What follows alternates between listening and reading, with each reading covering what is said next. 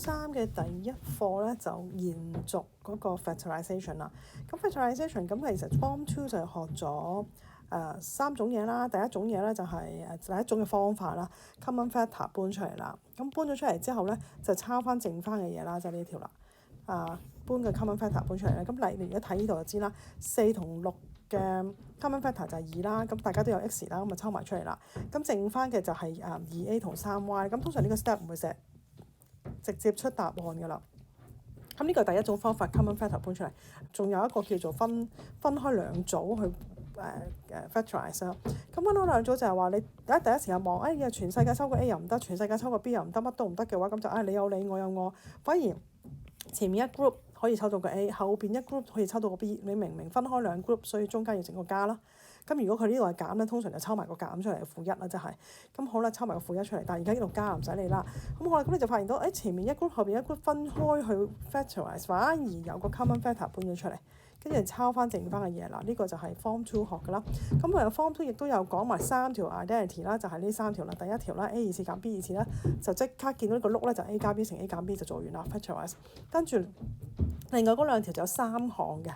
3嚿嘢我哋就可以即刻知道㗎啦，即刻知係一個 A 加 B 二次，一個 A 減 B 二次。而家今年咧，我哋會學多一個方法去 factorize 嘅，咁就係話例如啦，如果佢係唔同樣嘅，即係冇以前如果佢係呢條式，咁你就即刻x 係嘛二次加2 x 再乘2再加2嘅二次啊嘛，係嘛？咁你就即刻知道 identity A 加x 加2嘅二次啦，即係 A 加 B 啦 ，A 加 B 嘅二次係咪？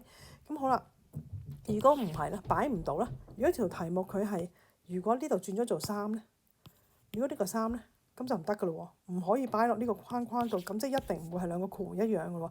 咁點做咧？咁好啦，我哋首先就玩一樣嘢先，做個遊戲規則先。咁例如啦 ，x 加3 x 加1 expand 咗佢先。咁你 expand 嗰時通常就會咁呢個同呢個 x 乘啦，跟住就呢個同呢個乘啦，係咪？跟住就下邊啦，呢個同呢個乘啦，跟住呢個就同呢個乘咗就出嚟啦。咁跟住你發現到咧，中間咧嗰兩個咧就一定係一樣嘅呢兩個。OK， 呢兩個一定係一樣 like term 咧，我哋加埋咗佢咧就變咗加4x。咁後邊咧就照抄啦。好啦，咁就重新要你 factorize 即係翻上去啦，變翻做兩個括弧啦。咁點做咧？咁就通常就會老師就會教 cross method 嘅。咁我覺得教呢個 cross method 好亂啊，啲學生好難明嘅，所以我就唔會用呢個方法去教學生。咁當然我會解釋俾你聽啦，等我教完我嗰個方法先。咁你見到呢個遊戲規則啦，嗱睇咯喎，俾咗呢條式點樣翻轉頭？咁我就會話啦，你嚟咯喎，睇下先，加翻個括弧先。咁你明知佢叫你 factorize，所以咪加翻個括弧先啦。咁你見到其實都係有4嚿嘢喺度。咁就問啦，其實呢個 x 二次點嚟啊？呢個 x 二次望翻上面，再望翻呢度係呢兩個乘噶嘛。咁所以我就知道原來呢個 x 二次就係呢兩個相乘擺落去，係咪？擺完落去之後咧，搞掂咗又係咪？填咗兩格咯喎，仲爭後邊兩格啫嘛。咁你就記得個3點嚟？個3咧就係呢兩個相乘噶嘛，係嘛？3乘1等於3啊嘛。咁所以我就將呢兩個相乘擺翻落去，係嘛？下邊咁變咗咧就3乘1啦。咁嗱留意下，因為佢正3乘正1先會正3噶嘛。咁你話點解唔可以負咧？咁陣間再解釋，因為佢仲要 check 埋中間嗰個 make sure 啱咧，呢條 factorize 嘅答案先叫啱啊嘛。咁而家起碼3乘1一定係3噶啦，冇其他可能性噶嘛。如果佢可能佢係6嘅話，咁就麻煩啦。如果呢個係6嘅話，就1乘6啊，2乘3有好多個選項咧，要逐個試啦。咁而家佢得3咧就好簡單，唔係3乘1就得噶啦。3乘1好啦，咁中間嗰個要 check 埋啦，當然你 check 埋先 make sure 佢啱噶嘛。咁中間個你就要問翻自己呢兩個點嚟啦，係咪？呢兩個加埋就係4x 啊嘛。原來呢個咧就係呢兩個相乘就係 x 啦，呢兩個相乘就 3x。咁睇真啲，咪好似個彩虹噶嘛，係咪？呢兩個乘埋係嘛？呢兩個乘埋等於 x，呢兩個乘埋就 3x。咁同樣道理啦，我哋 check 下啦喎，check 下啱唔啱咯喎？呢兩個乘埋係 3x。呢兩個乘埋係 x， 加嚟睇下，兩個加埋佢嘛，加埋啊嘛 ，check 下，咦係 4x 喎，同而家我哋講緊嘅答案係符合喎，咁就做完啦，做完噶啦。咁講多次，總之呢度擺翻好一人一個 x 啦，乘 x 2次，呢度就揾佢因子擺落去， OK，咁擺落個因子咧，究竟係正3乘正1啦，定話係負3乘負1咧？頭先都講過啦，要睇埋中間，因為如果佢中間咧佢係負4的話，負4嘅話咧，咁咧就係話呢兩個都要負先會出負4，咁即係話呢度就要改晒變咗負啦。但係中間係正咧，咁就唔使諗啦，啱咯，正正 OK 先會出正3同正1喺呢個位，加埋就係正4就冇事啦。OK，如果改題目啊，改咗個負啦，咁就全部改翻晒。如果你遇到個條題目，佢真係中間係負4x，咁你就會諗啦。正3乘正1都係正3係啱呢個，但係就唔啱中間嗰個。咁反而負3負1乘埋出下啦喎，負3乘負1唔係就啱中間，啱後邊呢一個同埋啱埋中間出埋，呢兩個乘埋係負3，係嘛？跟住呢兩個乘埋係負1個 x，加埋就負4x，咁就行得通啦。咁即係3個都出晒，3個都啱，咁呢個就係答案啦。OK，咁呢種咧就係我覺得用呢個方法會容易啲去諗啦。咁當然啦，最後其實可以用計數機撳機嘅，你亦都可以睇我另外一條片咧，嗰度寫住用計數機去因式分解，咁就直接用計數機撳就得啦。但係我都想即係學生都識呢個方法啦，佢點樣去唔使用計數機都可以計到答案啦。好啦，咁例如呢條啦，我頭先講啦，如果真係出現咗x 2次加8x 加15咁樣先算啦。咁啱啱講啦，係嘛？咁即係factorize 咁個 fact 咯喎，兩個括弧噶啦，一人一個 x 擺落去，一定啱噶啦，因為佢1x 啊嘛，1x 2次啊嘛。咁後邊咧就要諗啦，因為我望咗個正啊嘛，咁所以一定係正正噶啦，係咪？頭先 check 過正正乘埋係要15噶嘛，咁你就要諗啦，比較多個選項喎。1乘15等於15，3乘5等於15，冇啦。咁我就要諗邊個加埋係等於8，咁好明顯就35啦。咁所以我就寫正3同正5 check 下呢兩個乘埋係梗係15啦，然後再彩虹啦。頭先講緊係咪啊？呢兩個乘埋啦係3x，呢兩個乘埋係5x，加埋咧就正好係8x，啱，所以做完啦，係嘛？跟住再試多條俾你睇啦。嗱，呢條就係有負喺度噶啦。即係呢一條啦 factorize 咁嘅樣嘅啦，兩個括弧啦。咁一個 x，咁我點樣知道佢兩個括弧？好簡單，去 check 啦，教咗你 check 先。x 2次 x 1次冇 x，就一定係咁嘅格式噶啦，兩個括弧。咁咧前邊兩個 x，因為 x 乘 x 啊嘛，1乘1就一定係1噶啦嘛，咁所以一定係平一人一個 x 啦。OK， 後邊12就諗佢嘅因子啦。咁因子就係1乘12啦，2乘6啦，係3乘4啦，仲有冇？冇啦。咁我哋寫晒所有因子出嚟之後，發現到咧，再睇啦，邊啲加埋係等於7？咁呢個負7就陣間解決啦，就係個符號問題啫嘛。咁呢個加埋係7啊嘛，咁你就記住頭先講啦。如果正12咧，其實可以正3乘正4，咁其實乘埋就係正12嘅。但係而家我要顧及埋中間都要啱埋噶嘛，就係彩虹啊嘛。咁啊正3啦 x 啦乘埋呢度正4x。加埋就係正7x，好似唔啱喎，符號問題喎，佢係負喎，咁你知符號好易解決，即係相反翻咪得咯。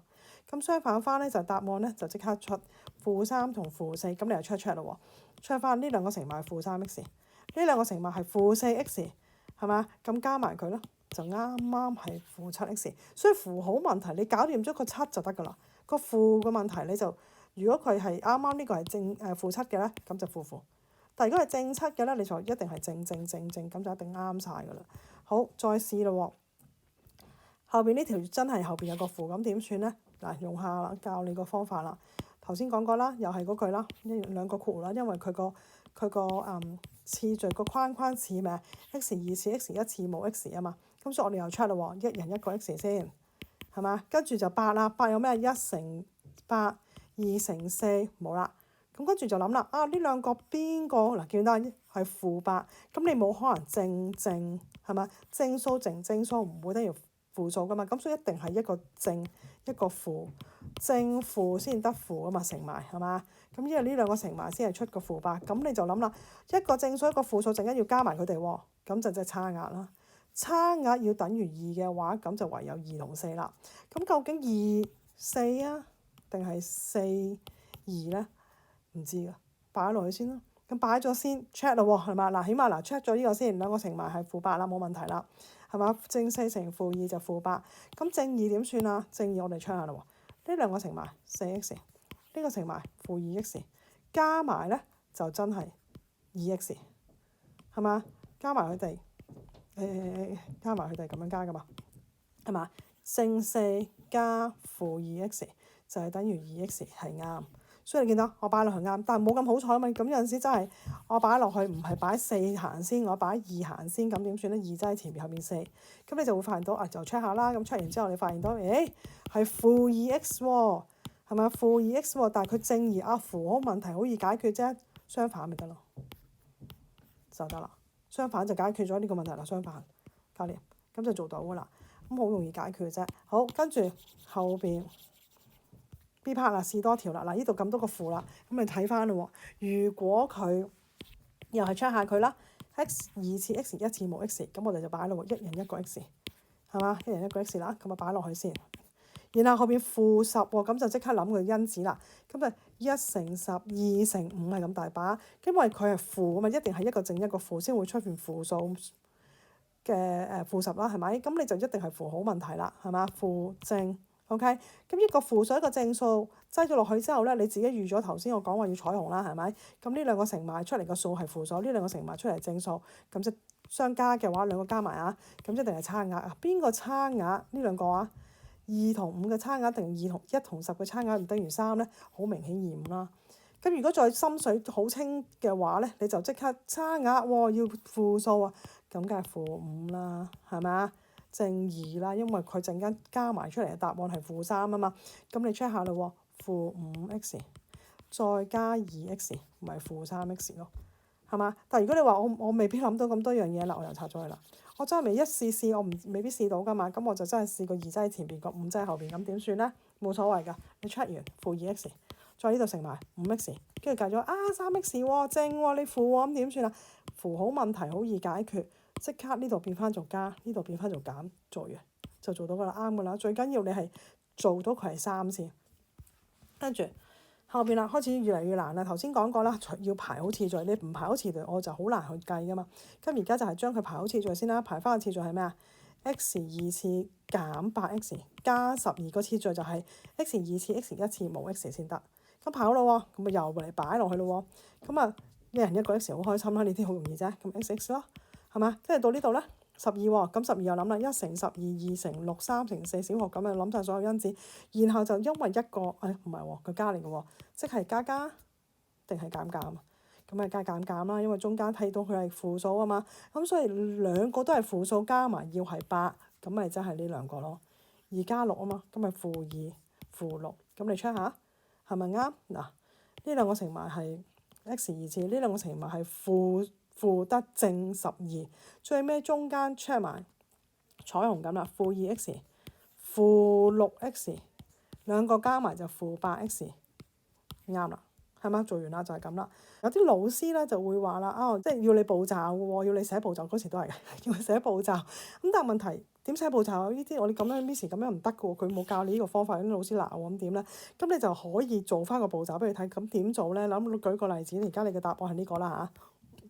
係咪？你做咗出嚟呢個答案嘛？咁你做翻個步驟俾佢咧就好簡單啦。佢乜嘢叫 cross method 咧？其實就係同我頭先嗰個概念其實差唔多，不過我就打橫去 check，係咪？兩個括弧打橫擺咗喺度去 check，但係佢就打洞咧，即係話睇到喎。咁就呢兩個答案咪 x 減2打橫呢個 ，OK， 跟住呢個 x 減6就打橫擺喺呢度 ，OK， 咁就係呢個位啦。好啦，咁啊試下 check 啦喎，咁我頭先 check 嗰就係點 check？咁樣 check，呢兩個乘埋啊嘛，咁就係呢兩個乘埋，係嘛？呢兩個就係佢啦。OK 咧，另外呢兩個乘埋咧就係呢度啦，乘埋，咁啊做呢個所謂 cross method 就係咁㗎。呢個乘埋負6x，呢個乘埋負2x，加嚟睇下，加埋係負8喎，咁啊對中間嗰個係咪負8？係喎，咁就啱啦，咁樣啫嘛，咁你就可以扮自己用 cross method 咧，就寫翻呢條式俾佢話，我即刻做即刻啱就出咗呢個答案。咁因為佢未必知道你呢個發生咩事嘅，因為呢個我自己諗嘅。咁有啲老師都諗到嘅，有啲我教咗幾年啦，有啲老師都識用呢個方法嘅，因為呢個好麻煩，我覺得。好，咁另外呢度咧又係啦，補充一句啦，你見到呢條咧，第一要排隊啦，係嘛？排完隊就發現到你抽個負出嚟，因為點解？好麻煩啊嘛，個負數又要你前面個負，又要你後邊嗰個正，咁不如抽咗個負出嚟先。咁即係話呢度抽個負一，呢個抽個負一，呢度都要抽個負一啦。咁3個抽個負一擺咗前邊就符號改變，負呢度就變咗正啦，呢個正數變負數啦，正數變負數。咁抽完負一出嚟之後咧，個負一唔使理啦，已經 factor 咗啦嘛，擺咗出邊。咁然後咧做咗 factor 咯，然後呢度自己 factorize 就爭好遠啦，容易好多啦，好過掛住你前面個負啦，就係咁啦。咁你 check 埋啦，係咪？呢兩個乘埋就等於 x 二次啦，呢個正負得負啦，6x 啦，負6啦，係嘛？跟住咧呢兩個2x 再嚟負3x，咁加埋佢哋咧負 x 啱數，咁就係咁樣去 check 佢出嚟啦。好。